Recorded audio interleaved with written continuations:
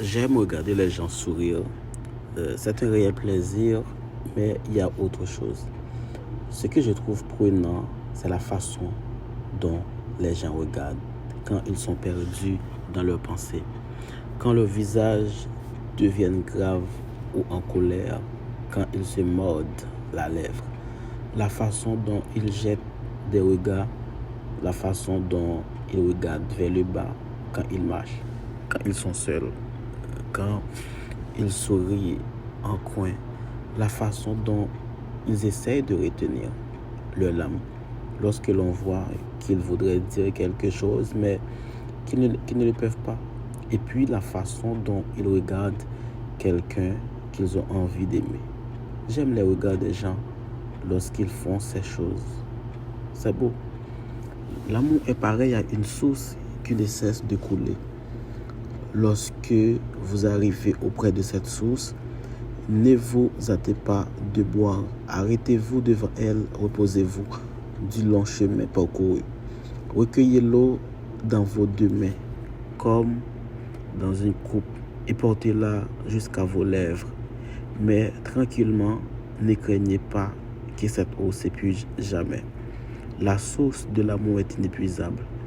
Buvez donc sans hâte et avec reconnaissance. Cette eau de l'amour, chacun de ceux qui vous aiment est une source à laquelle vous puisez. Alors, soyez attentifs envers cette source. N'en troublez pas la limpidité. On dit souvent que les yeux sont les fenêtres de l'âme. Ces gens se caressent, se touchent, mais il faut beaucoup de confiance pour que quelqu'un vous laisse l'observer droit dans les yeux, aussi longtemps que vous en avez envie.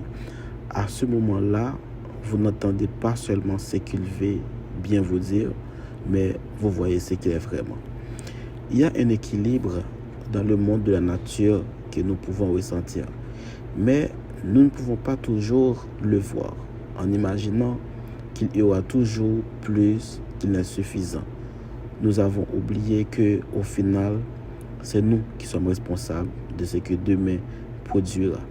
En prenant sans donner quelque chose en retour, nous volons au lendemain l'énergie qui leur est nécessaire par le renouveau. La vie est bien trop courte pour perdre son temps à se faire une place là où l'on n'en a pas. Pour démontrer qu'on a ses chances quand on porte tout en soi pour s'encombrer de doutes quand la confiance est là pour prouver un amour à qui il n'ouvre pas les bois, pour performer au jeu des pouvoirs quand on n'a pas les goûts à ça, pour s'adapter à ce qui n'épanouit pas. La vie est bien trop courte pour la perdre, apparaître, s'effacer, se plier, dépasser, trop forcer, quand il nous suffit d'être et de lâcher tout combat que l'on ne mène bien souvent qu'avec soi pour enfin faire la paix, être en paix et vivre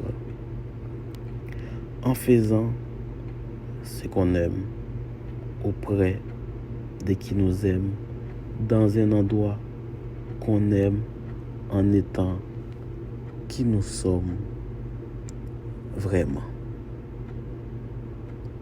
Wilgens Radio.